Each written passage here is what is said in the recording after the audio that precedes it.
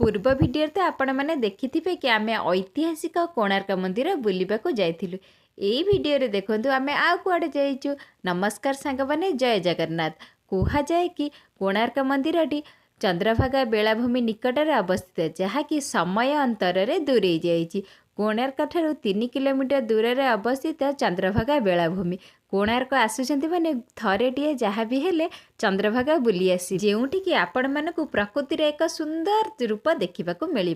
एमितिरे भी समुद्र कूल क्या न पसंद शांत परिवेश को समुद्रर सु सु गर्जन जेपरी आपण मानक मन को मोहि नहीं जाउथिबा।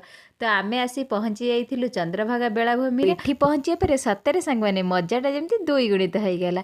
समुद्र में आसुथिबा बड़ बड़ लहड़ी आउ समुद्रर सु सु गर्जन शुणी मन जी खुशी लगुए से डर लगे। समुद्र पानी जिते आसी पाद को छुई पाद तलू बाली टाण न सत्य जमी निजू टाण नहीं।